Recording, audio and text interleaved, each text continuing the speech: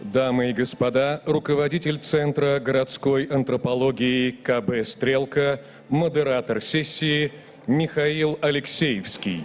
Ladies and gentlemen, please meet head of the Center of Urban Anthropology of КБ «Стрелка» and moderator of the session, Mikhail Alexeyevsky.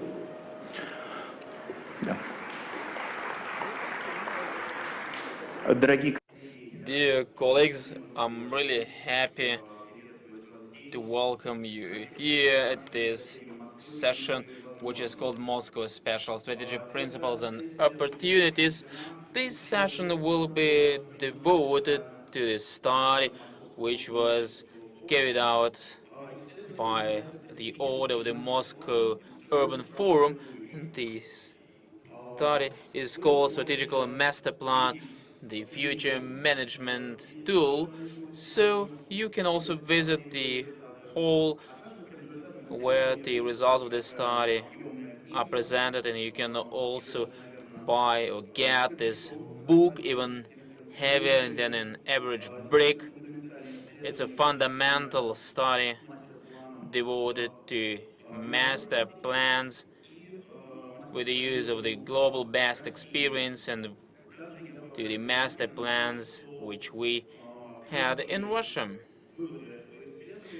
The short conclusions of this study are presented in this newspaper in a very available form for those who are not really able to read this large font, so you can also get in the whole this free newspaper and get familiar with the results of the study. Why the topic of master plan turned to be so important and demanded also for this Moscow Urban Forum. The thing is that the interest has been growing for the last decade. I'm talking about the interest to this document of the urban strategic planning, and master plan is such a document because it allows to identify the vision for the city for the long-term future. I'm talking about not for the next 5 or 10 years, but even for the future beyond, and how the principles of the city development can be identified, and as the global practice and our studies show, the large global cities who develop the strategic master plan start getting benefits out of it. In particular, they increase the investment level into the city economy after the master plan is adopted, and the city increase its position in international global city index.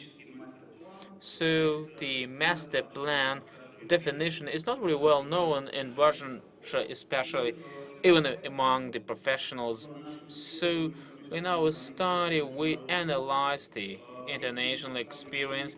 So we presented cases from 10 global cities with master plans, and we also consider the master plans and the consequences of these master plans, and we also analyze the Russian experience. First of all, the master plan of Perm, which was a pioneer project. And now I would like to introduce the participants of this session. First of all, this is our speakers. Alexei Muratov, partner of Strelka Design Bureau, leader of the Moscow Spatial Strategy Tool for the managing of the future strategic master plan, and the deputy mayor of Moscow, urban planning policy and construction merit, who initiated or co-initiated this study, so the interest of Moscow government was inspiring us when carrying out this study. The panelists are Karima Nigmatulin, acting director of State Enterprise Scientific Research and Design Institute of the General Plan of the City of Moscow; Maurice Leroy, Minister of City Affairs and in charge of the Grand Paris project from France; François Deguster, partner at Loc France; Sabine Lebesque, Senior Advisor to the Urban Development Corporation of Amsterdam from the Netherlands; and two experts which were involved in this master plan is Tatiana Goods, Assistant Professor of Architecture and Urban Studies at the Perm National Research Polytechnic University, and Alexander Loshkin, Head of the Center for Applied Urbanism Project Siberia. And now I would like to give the first floor to Marat Husnulin, Deputy Mayor of Moscow of Urban Planning, Policy and Construction. And he will tell us how the spatial development of a big city is understood by the Moscow government.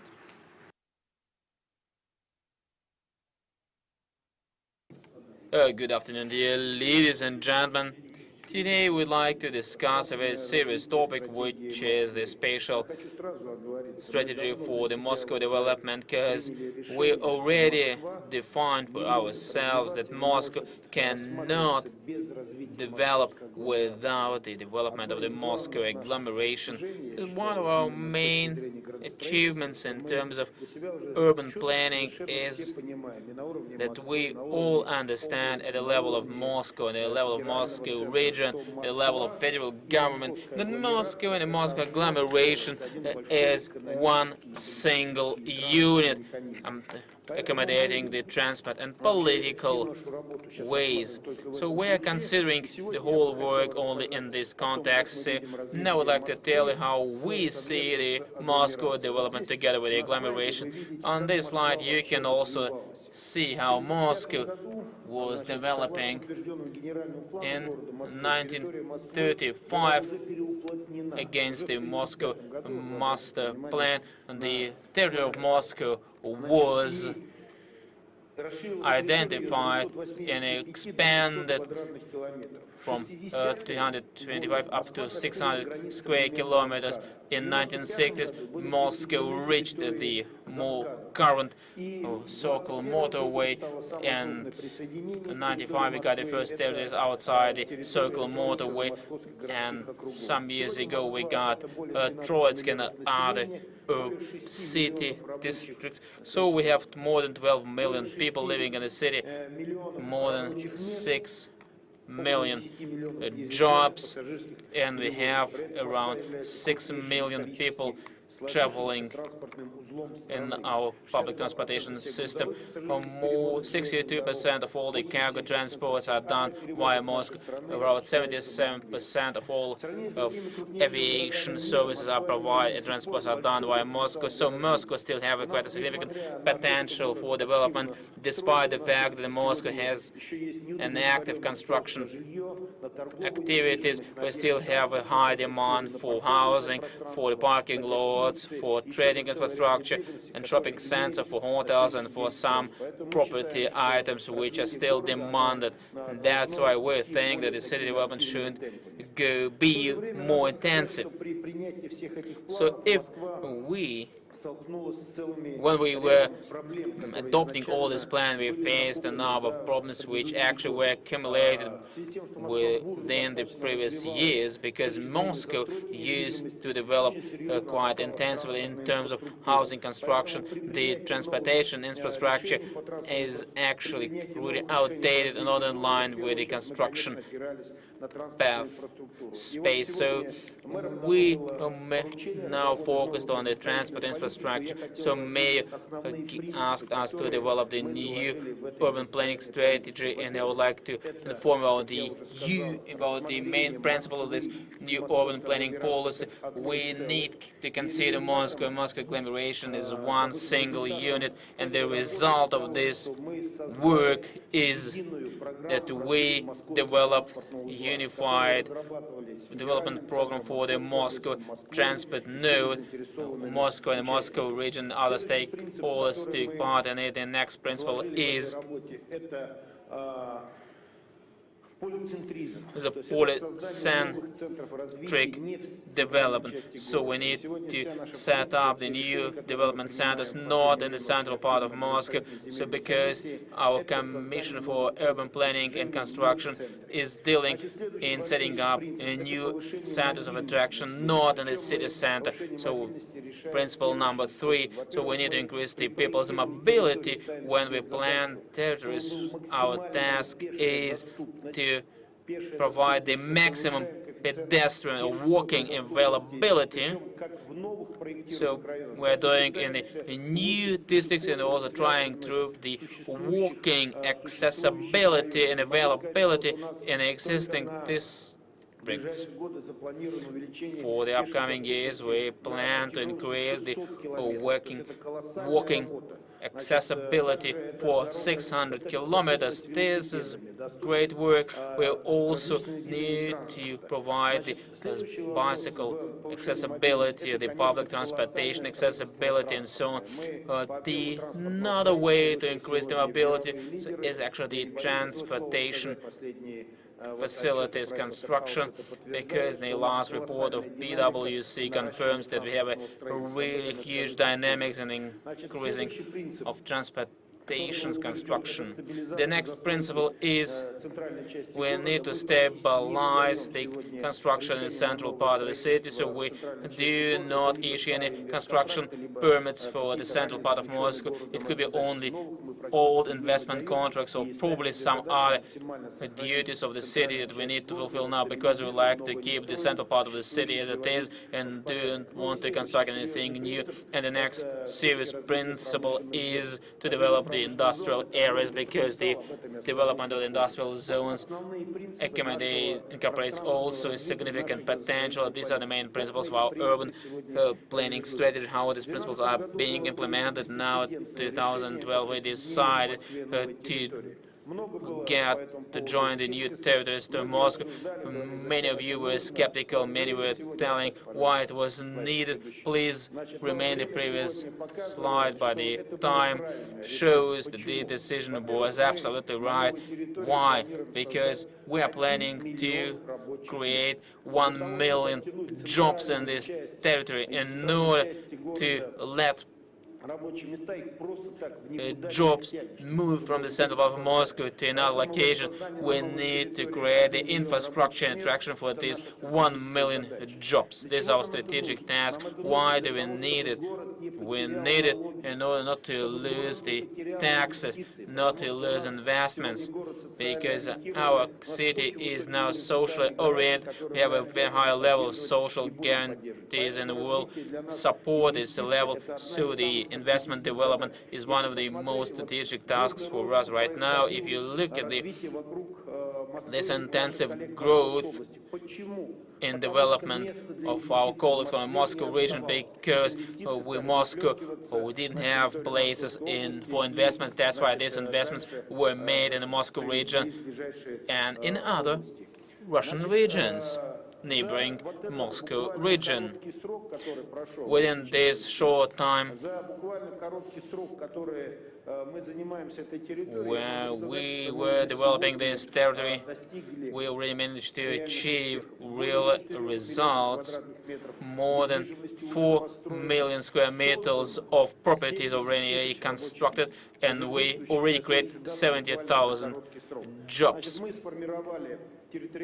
We also created a territorial scheme which is already presented to the citizens to discuss, and I really hope to adopt it with the comments of our citizens. We already built or identified as a transport scheme, so we will commission the first underground stations in the new Moscow this and next year. So we already started working on roads, already constructed some new roads and already designed roads for more than 100 kilometers. Now this is the roads newly constructed in the new Moscow. So I think that the work we are doing for the new Moscow will also give positive results, and if we calculate it in figures, it's more than 100 million square meters of property, and the total investment volume is around 7 trillion rubles.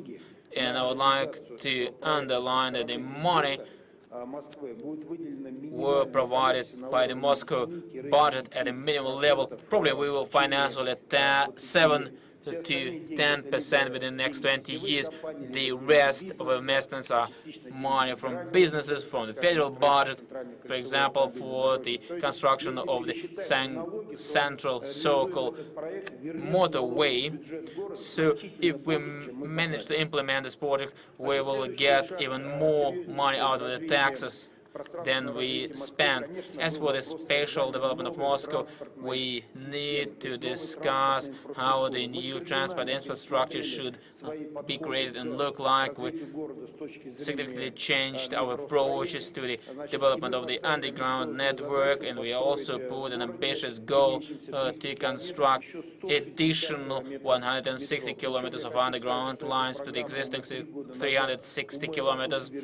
We approved this program 3 years ago, and within these 3 years we managed 26 kilometers, 12 stations, and 2 train depots. Currently, we have 100 kilometers of underground lines in progress, and we will commission 60 kilometers of underground lines and around 23 stations within the next 3 years. So we will start to commission the stations next year in 2016 too. And in terms of construction pace, we can only compete with the Chinese cities, despite the fact that they have a population which is 10 times higher than in Russia. As for the transport structure, we also focused on the development of the street and road system. So we managed to construct 337 kilometers of roads with a lot of other additional overhead and tunnel structures. These were facilities at a very high cost, and we also managed to implement all these projects twice as fast as in the past. How did we manage to increase the construction volume so significantly? Because nowadays we are working on 400 kilometers on roads, and we are planning to construct around 400 kilometers of roads within the next years, and we construct around 180 kilometers of existing roads. Why did we start dealing with the roads in order to improve the public transportation efficiency? Because all the roads which are being constructed now get the dedicated public transportation lane, because our public transportation is our top priority. So when we started implementing the dedicated public transportation lanes on existing roads, so we have more than 300 kilometers of dedicated lanes for the public transportation on existing roads, and also information on the public transportation traffic.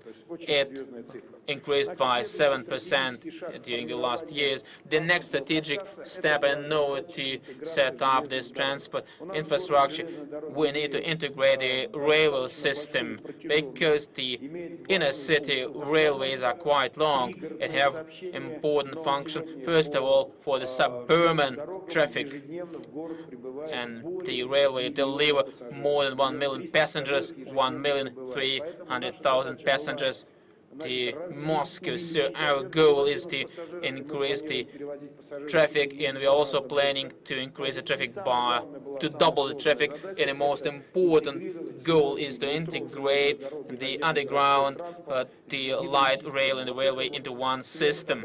This is a kind of super goal that we would like to achieve. We started to implement the project of the small railway circle, and I can tell you that 2016 we will get the so-called light rail in Moscow with 32 stations.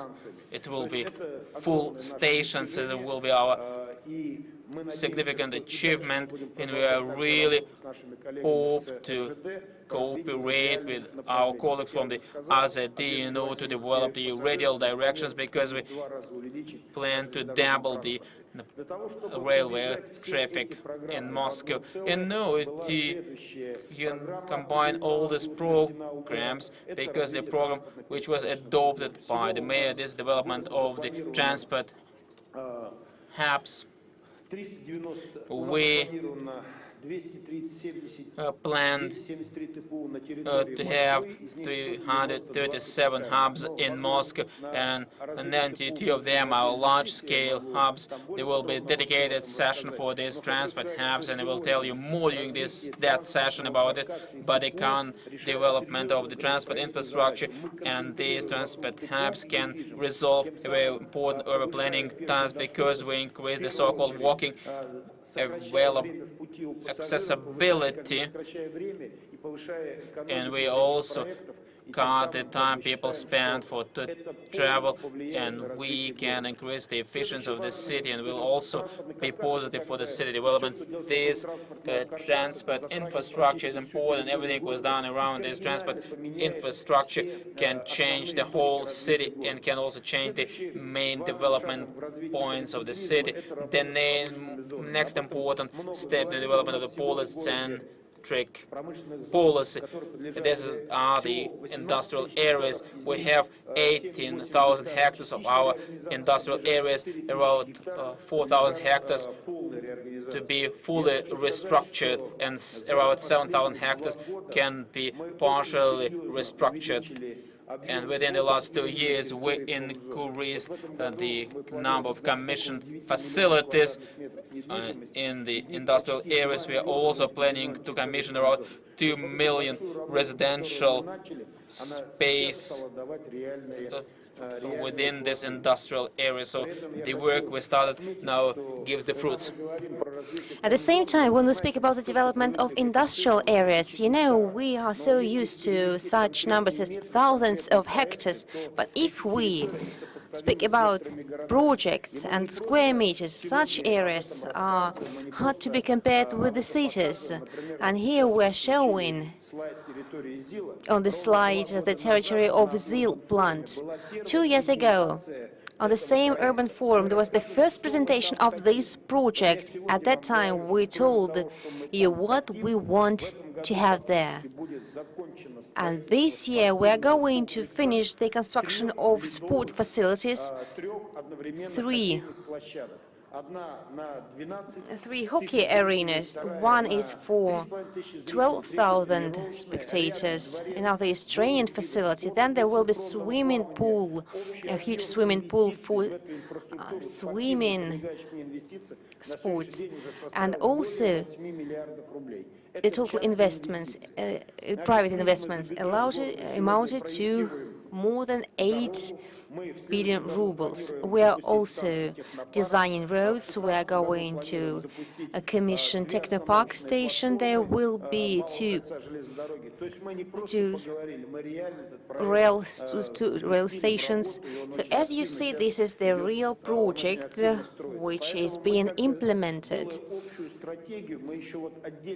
We designed the general strategy, and at the same time, we designed local facilities. This is the territory of Tushinsky Airport or Airdrome. We also have unprecedented fact that we managed to build the stadium for 45,000 spectators 3 years ahead of schedule. We have also Spartak Stadium. At the same time, we commissioned Spartak Station. Around this area, there will be the sport and business cluster and the public cluster. And these are not mere words. The construction works has been going on all this time. The next important project is Luzhniki Stadium. While we are preparing to the championship, football championship. We are going to have the stadium of the world level, and we have no doubts that the stadium will be ready for the Football World Cup 2018. We are going to expand the area of Luzhniki Stadium. There will be new facilities, the new media center. So as you see, the entire area will make a huge sports cluster. In our spatial strategy, several sports clusters will be formed. Luzhniki, Krylatskaya, Dushinsky Aerodrome, and the former area of Cherkizovsky Market, where the Ministry of Sport is going to build a huge sports cluster. The next serious project that we are also implementing is Zaradye Park, which is located in the center of the city. The design works and construction works have been going on, and we hope that by 2017 we'll have a great park in the center of the city with a total area of 16 hectares. Also, we are conducting construction works in Nizhny Mnevniki. Here we followed the principles of polycentric development. The State Duma, it was decided that the State Duma and the Council of Federation should be located here. By doing so, we will be able to cope with traffic congestion. So on the one hand, we managed to resolve traffic problems, then we'll be able to resolve some other problems. And this will be the one area which includes Filim, Nemniki, and Krylatskaya. And there will be 200 kilometers of roads for pedestrians. The total area is 650 hectares, and I'm sure that this will be one of the best recreational areas of Moscow. Then there will be the parliamentary center and the huge park. The next project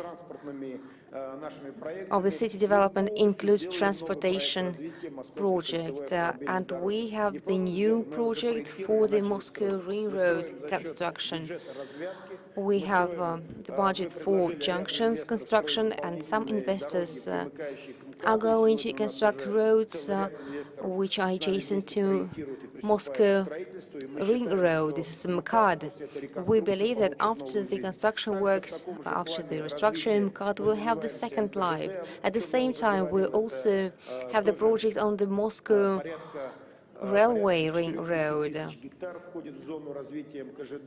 More than 5,000 hectares will be under construction, and we are going to finish this project till 2020. We are already building underground stations, and we develop the areas around those stations.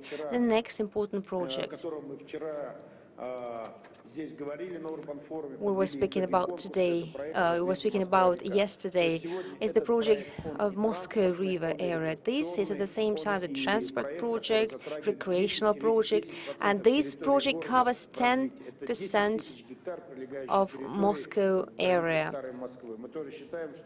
So we believe that this is one of the most outstanding mega projects. So the total area of the project is 10,000 hectares.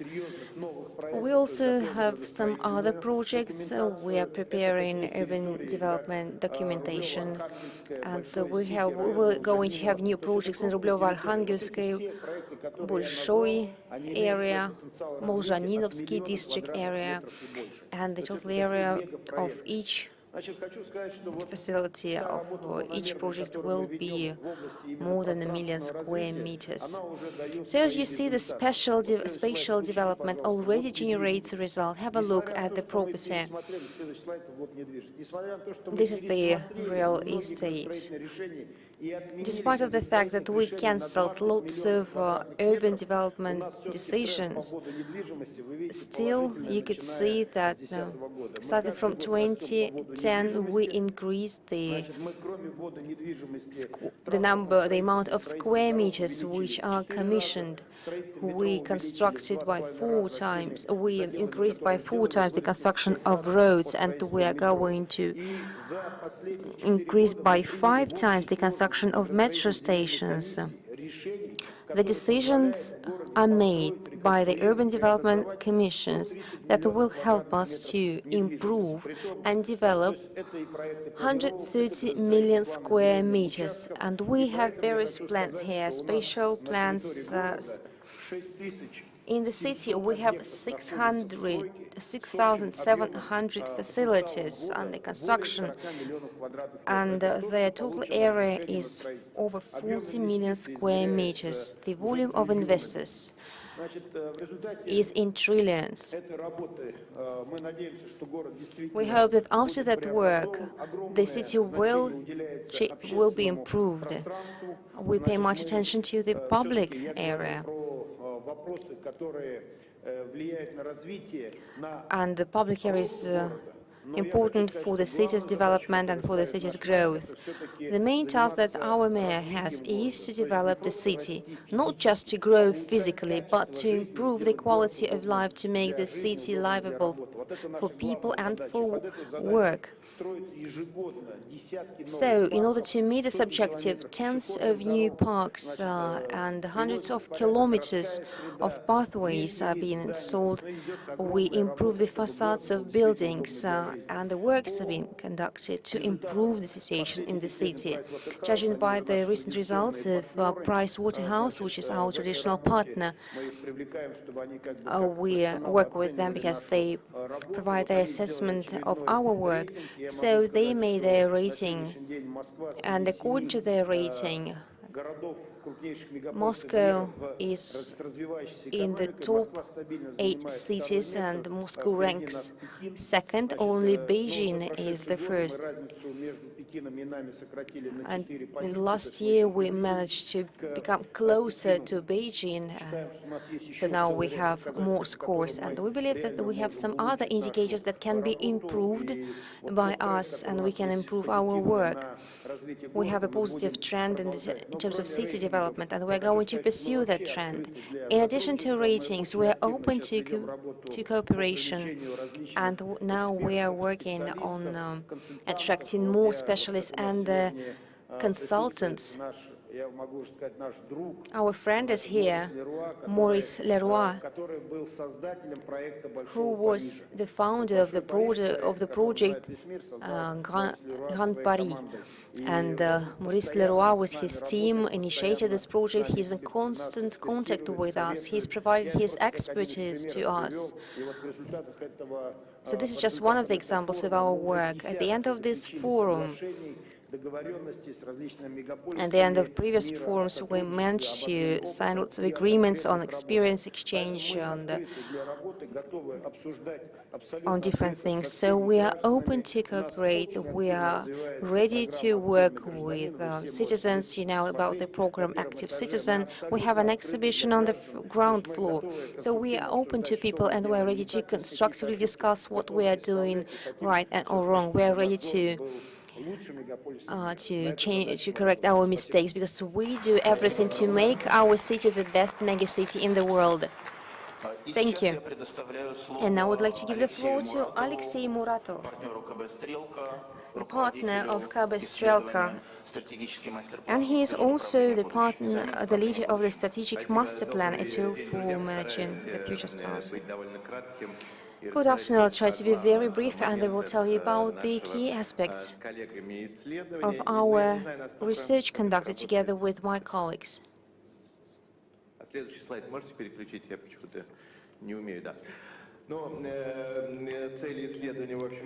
The purposes of the research are quite clear. For me, it was important to understand why to use the master plan and what master plan is. So during our study, and while we were discussing and conducting roundtables with the specialists, and Mr. Bayevsky is here, by the way, he was involved in the work at one of the roundtables. So we revealed the following. We revealed quite an ambiguous attitude of my colleagues to the word master plan. And at one of the roundtables, it was decided not to use this term because it's very ambiguous and not clear what this term means. But in the end, we decided to keep this word by several reasons. First, if we have a look at the English word master plan, one of the meanings of this word is a spatial strategy, spatial development of a strategy. And it was not we who introduced this word into the Russian language. It was after the Perm meeting. And then this word was used at the spatial strategy for city development. And by the way, we had a session dedicated to this topic 2 years ago, and Marat Husnulin participated at this session, which was called the Master Plan and Spatial Strategy. No, it was called Master Plan and the New Spatial Policy. And there was sessions conducted by the Union of Urbanists and Urban Developers. So this word is quite broadly used in our meaning on the one hand, and on the other hand, it gives us certain freedom because it's not mentioned nor in our laws on urban development or in laws on strategical planning. So it can be quite flexible to use this word and not to try to fit into the legislative frameworks. So after having look deeper into this issue, we understood that master plan could have five main functions. It could act as a coordinating tool. It could help us to focus, and it could help us to distribute resources in space and time. It could also be a marketing tool and the instrument that can attract additional outside investors, and this could be a platform where we could discuss the future of the city. This could also be a political or a policy tool in order to reinforce the reputation of our administration, the city administration. It's true that this tool is this term is quite efficient, and by the way, this is the analysis and the analysis of the ratings. Just a few cities do not have these strategic documents. Then we decided to refer to the international practice.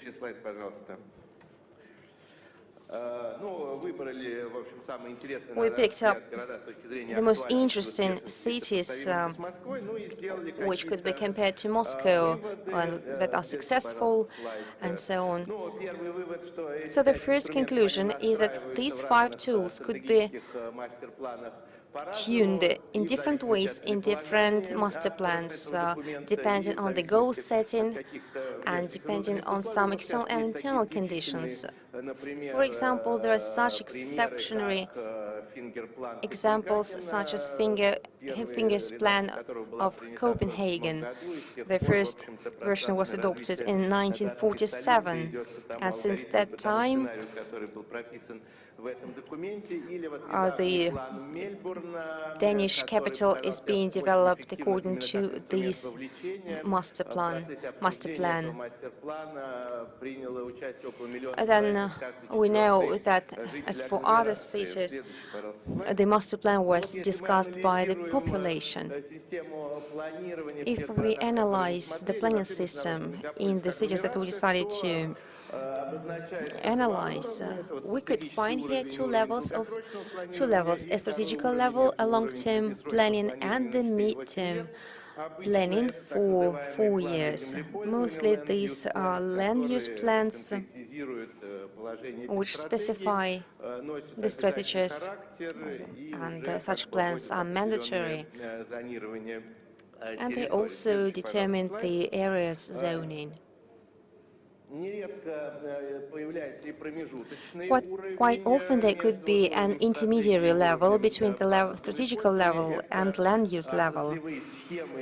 These are industry-related strategies which specify in more details different developments, including transport or green plants, and sometimes they are forerunners of some strategical development, as it was in London, or they could be a more detailed description of a strategy.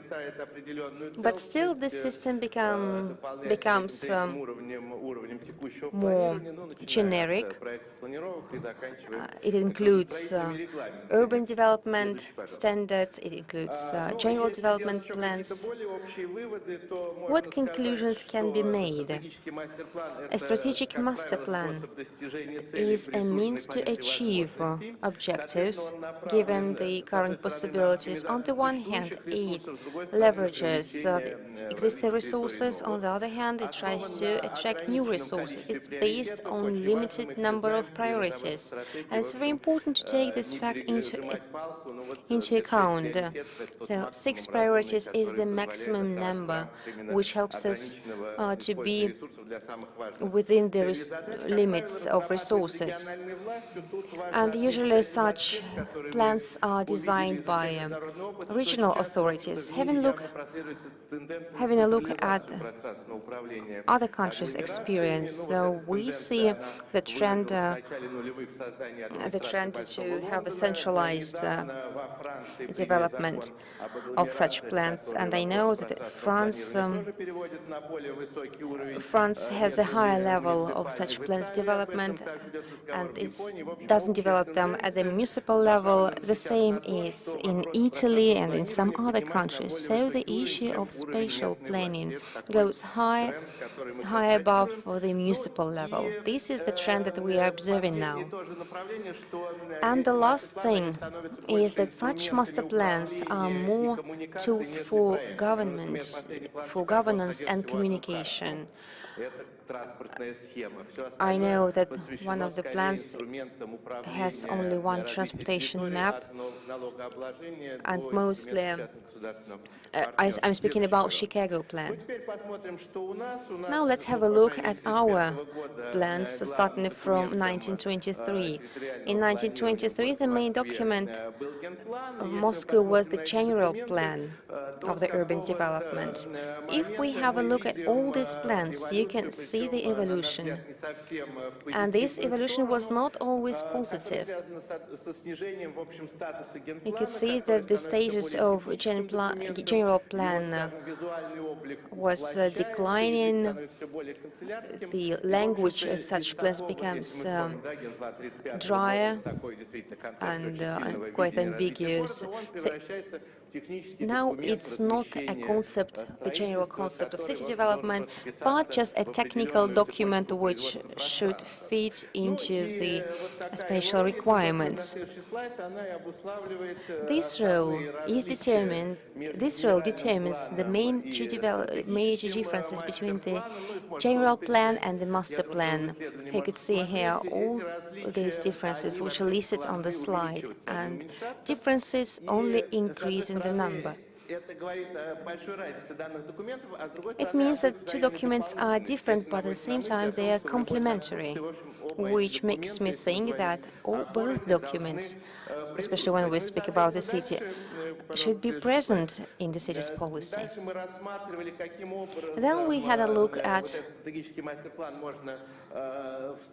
how the master plan could be fit into the urban development system, how it could be tied with the general plan. There were several scenarios, and we identified several tools which I have already mentioned.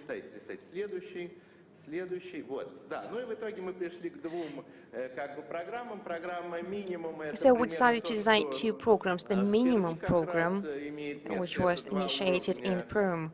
планирования, There стратегия we have плюс two planning генеральный levels, план. the Ну и strategy of также development and третий the general уровень — plan это of документы Moscow. текущей градостроительной And the деятельности. В third level is the current принципе, urban здесь, development в общем, plans. для того, чтобы сделать такую систему, ничего особенного в законодательном So, поле as you не see, требуется. we Ну, do not наверное, need рекомендуется any просто подождать legislative уточнения правительства федерального закона о initiatives стратегическом in order планировании, to после этого принять местный закон. И, в make общем, such вперед без things. песни.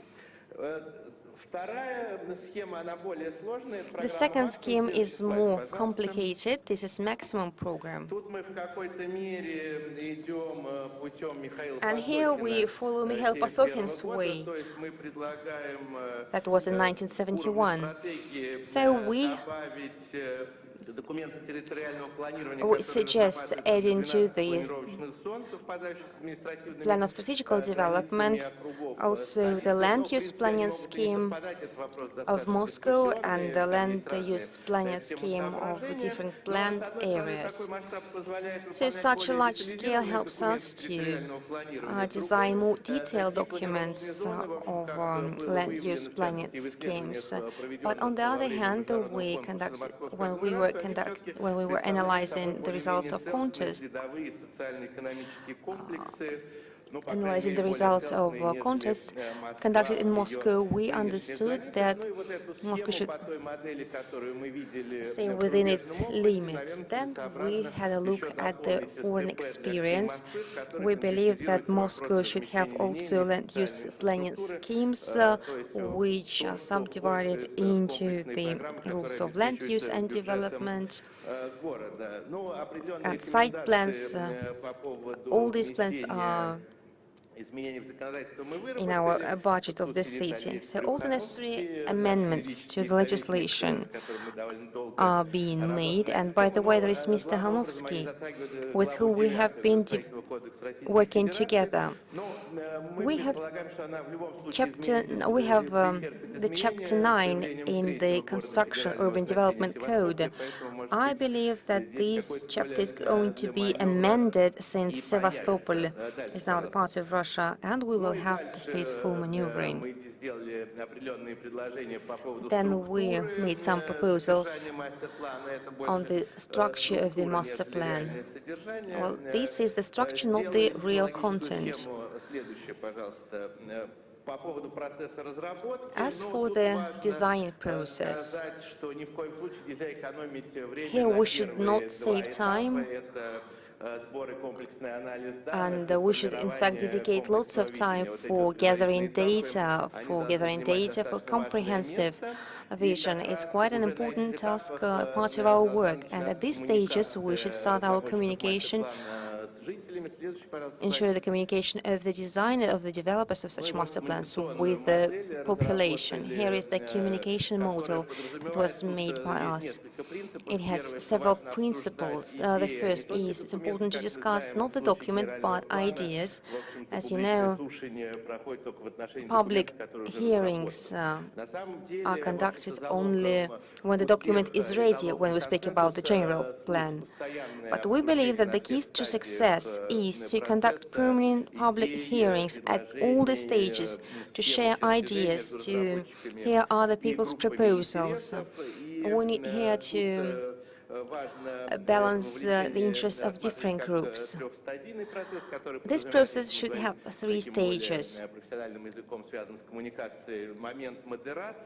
And we should ensure here communication, moderation, information, facilitation during the opinion exchange. And then, of course, information which I have already mentioned, which includes the dissemination of information about our plans and decisions.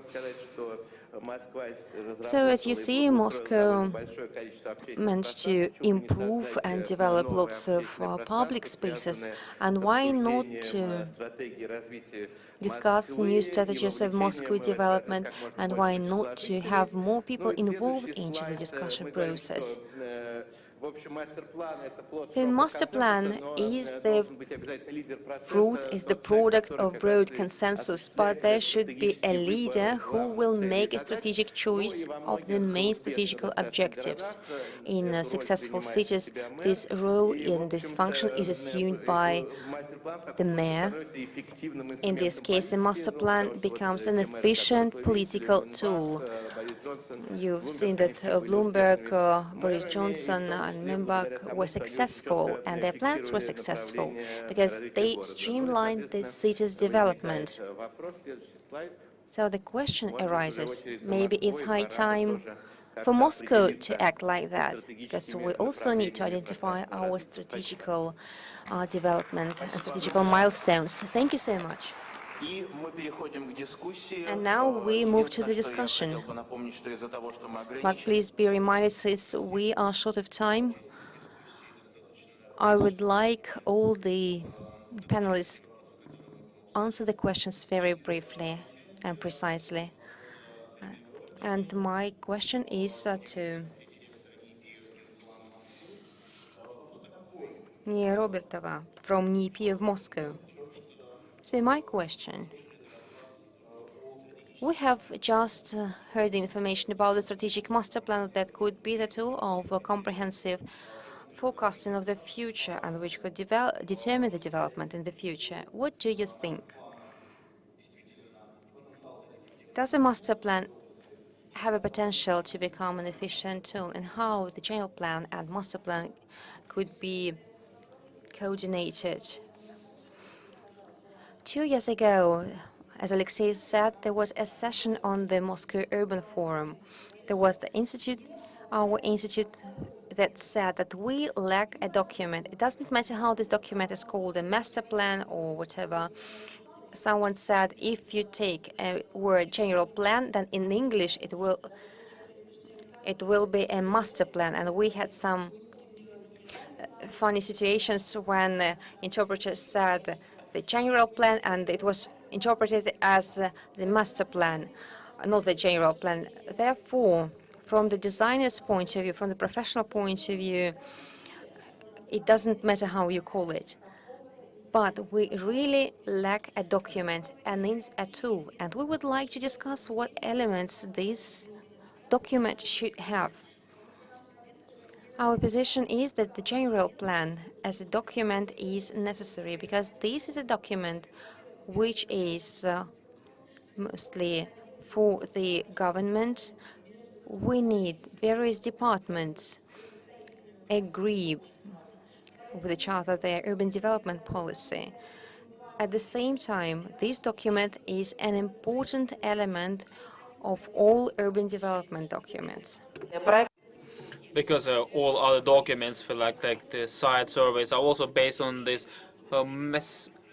land use documents are also based on this master plan. That's why this document is really needed for us. And what is missing? Because who is the recipient of this document? If you look at the document of the general plan and I give it to my parents, they will ask me what it is, because we don't really understand what is written in it. And who is really requiring this kind of document, because the document should incorporate what kind of spatial or urban planning policy is being carried out in Moscow. So this document should look also visually differently. So the document which is aimed at the population should exist, and Alexei mentioned it should be clear. Second, many people who will look at this document don't really want to understand what kind of investment potential Moscow has, how it can be implemented, because the general plan says what we really want to construct, but sometimes it's not really clear how it will be implemented, because the implementation issue is very crucial. We declared our ideas. Do we really understand how to achieve this idea? In these terms, we could also talk to our international partners. 2 days before the forum, we had an international meeting where the colleagues from abroad, and these international colleagues and experts focused on this document, this strategic document, which can be made called general master plan can help also notifying consensus with the people. And if we say that this is a law on general or master plan, is something what puts everyone into a corner. But if it is a strategic document, it allows the people dream of how the city may look in the future. And this element is quite important and was highlighted by our international colleagues. And there are also the other documents we are also considering when developing the general plan, but we also would like to include it in our strategic vision because the social economic strategy for such a large city like Moscow cannot be considered without a spatial factor. So Moscow is really huge. In one place we can probably have a strategic plan for innovative economy. In other sides we can have also economies to support the territory as it is, territories as they are.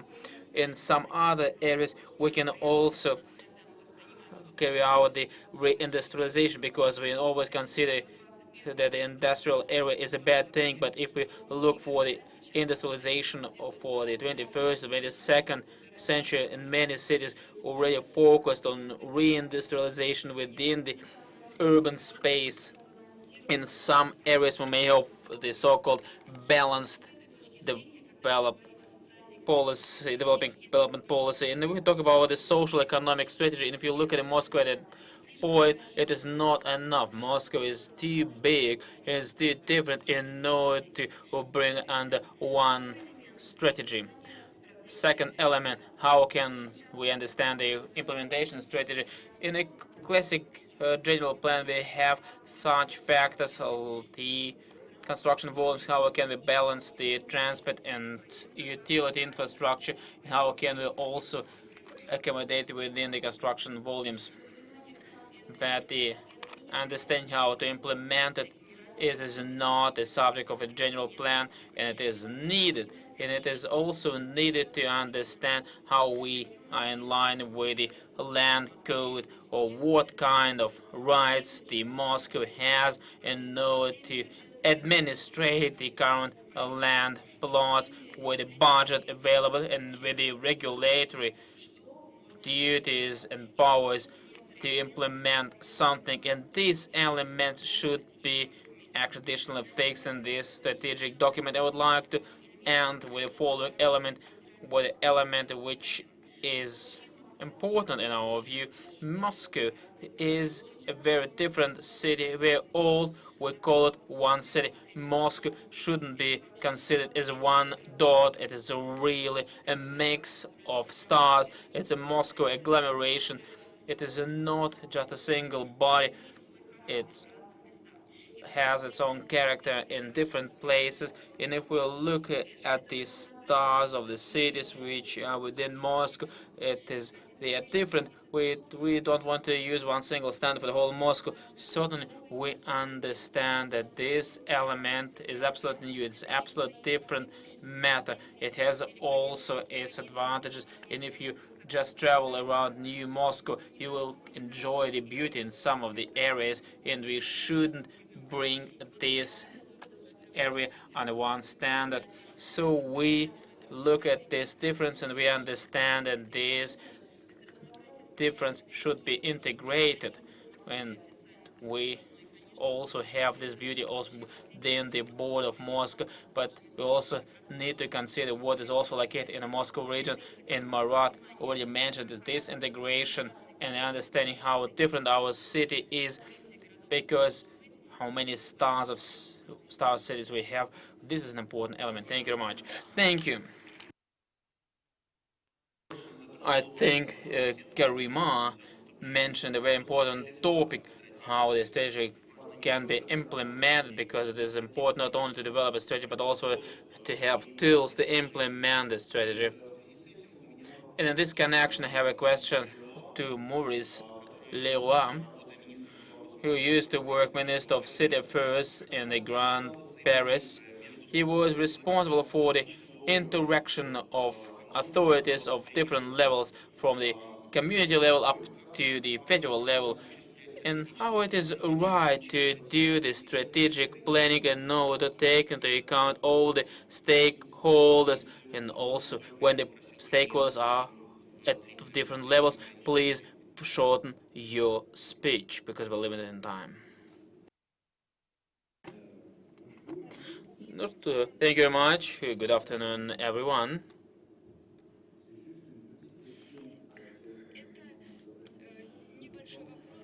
This is not a big question. I have to answer it within a short period of time, but it won't be possible.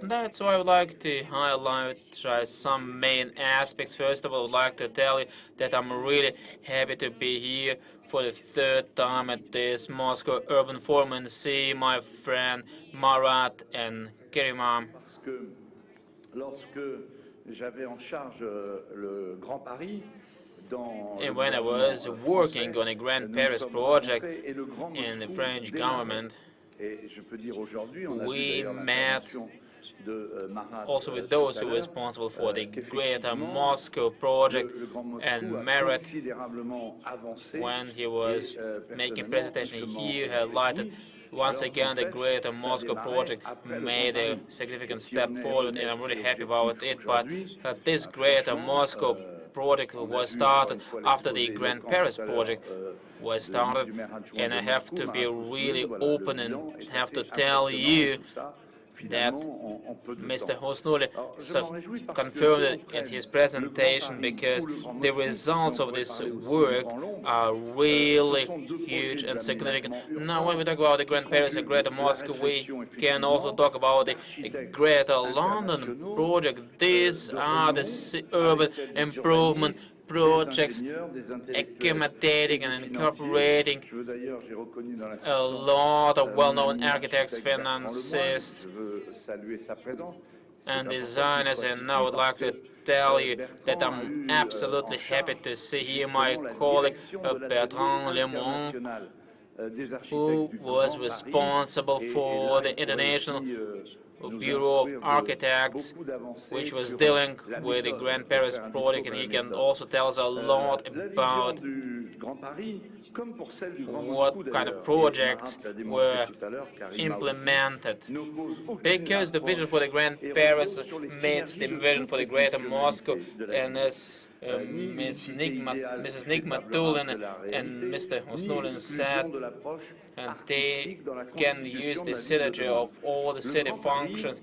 This project takes into account the current reality. It doesn't lose the cultural approach.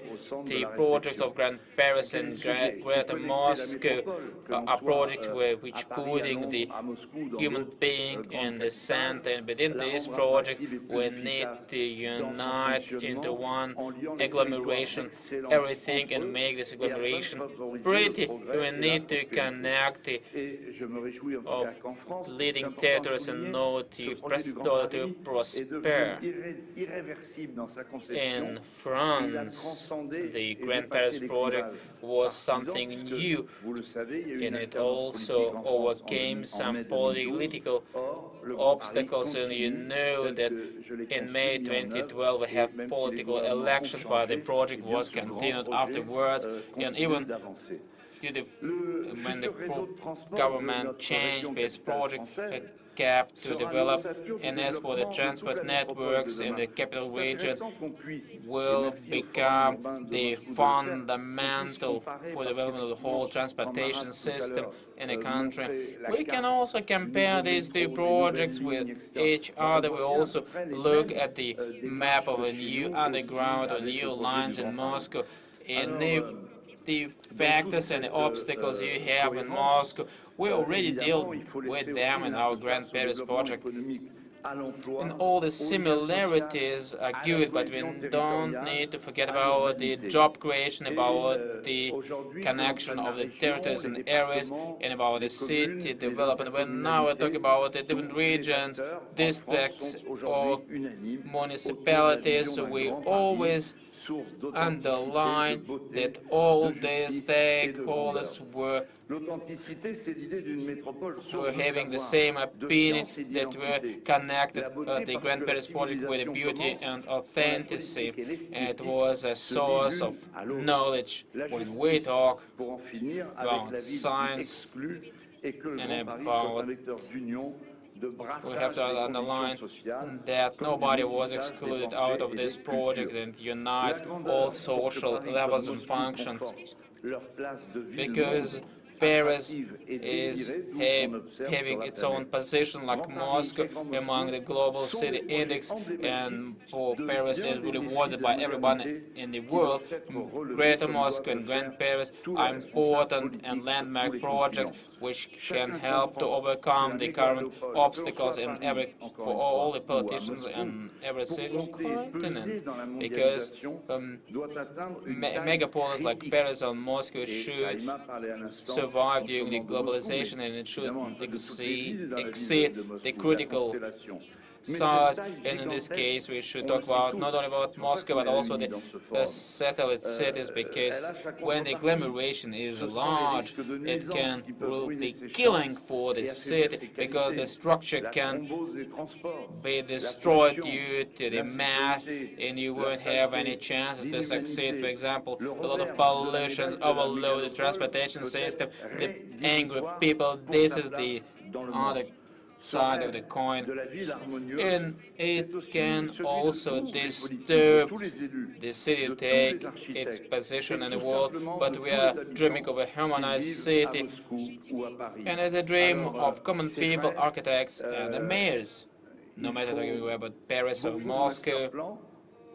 It is also needed to develop the master plans, but we also shouldn't forget to dream, because if you implement the dreams, even if the dreams are close to utopia, without this utopia we won't get a good master plan, because the situation is complicated everywhere in France and in Russia, and we also have financing problems, but we have no other choice. It is important within this forum we can exchange the experience and ideas and look at this project from the international point of view. And Martin Luther King said about this, because we can enrich each other due to out of the differences. We don't have a lot of time left for discussion. That's why I'm really asking all the panelists to be short in answering. I would like to ask François de Coster. During your career, you were working on a Grand Paris project. You also proposed your project for the Greater Moscow contest, and you also were involved in the Singapore projects, because it is also a quite important case for Moscow. Taking into account your rich experience, your approach to the strategic master planning is looking for you the most interesting for Moscow. I think it is very difficult to find examples that from a certain situation that could be applied to another situation.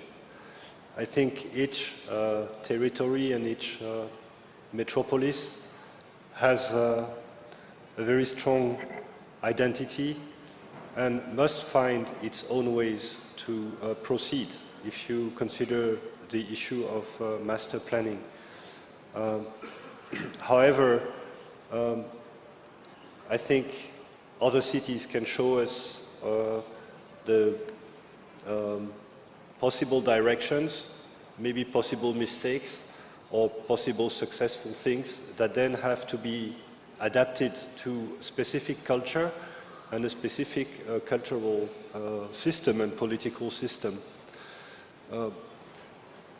If you take the example of Singapore, I think what is very interesting there is that it is a very effective and very resilient planning system because it is based on a first document, and maybe this is what you were talking about, which is called the concept plan.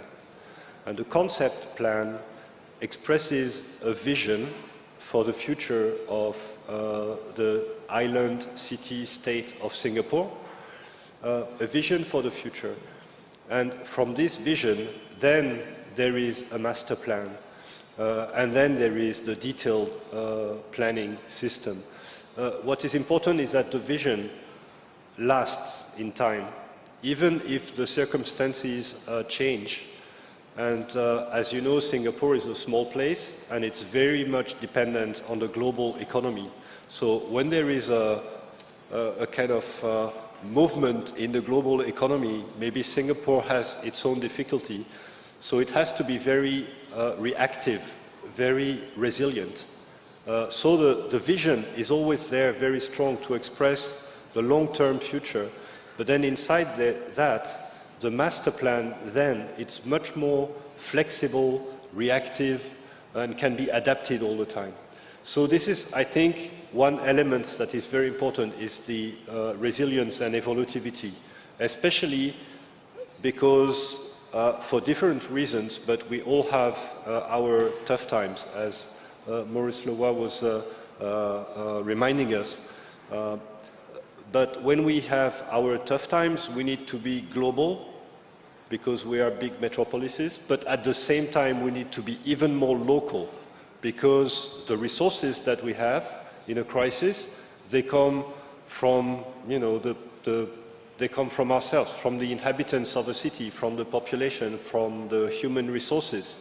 This is what Mayor Kusnudin was explaining earlier on.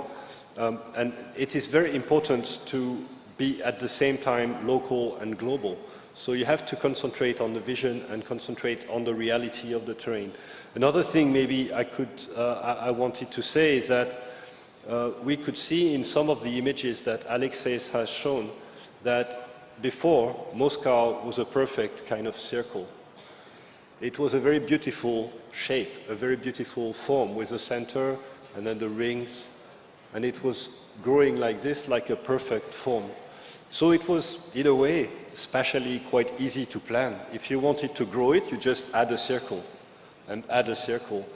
But now, with the extension of New Moscow, so that Moscow takes its real size of a big metropolis, we can see that it has no form anymore.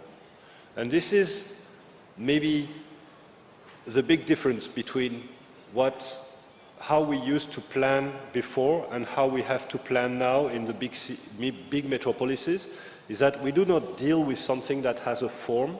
We cannot make a drawing of a city. It's a kind of network of many things and many situations, many cities in one, that interact and create this situation. So of course, we cannot find one solution for that. We have to combine many things. So I think maybe for Moscow, and it's a bit like Paris, and I will end with this, we have in common a shared heritage of over-centralized, I won't say power, I could say power, because it's true in both cases, but also over-centralized city, with the center is so strong. And the issue for the future of Paris and of Moscow is to establish a new deal between the center and the periphery, so that everything corresponds much more with the way people really live and the economy really develops. Спасибо огромное. Thank you very much. Dear colleagues, unfortunately, we're not able to continue this session, and unfortunately, not all the guests were able to participate in the discussion. We'd like to apologize for this. Fortunately, tomorrow at 12 o'clock, we have a separate session devoted to this study, and we invite those experts who didn't manage to express their opinion, and we also invite the first row experts to express their opinion, and we will be happy if you participate in the discussion tomorrow at 12 o'clock. It will be devoted to our study. Thank you very much for your attention. In the exhibition hall where our study results are presented, you will be able to have a look at this book and this newspaper. So you are also buy this book in the ground floor, and you will get familiar with the study results to the full extent.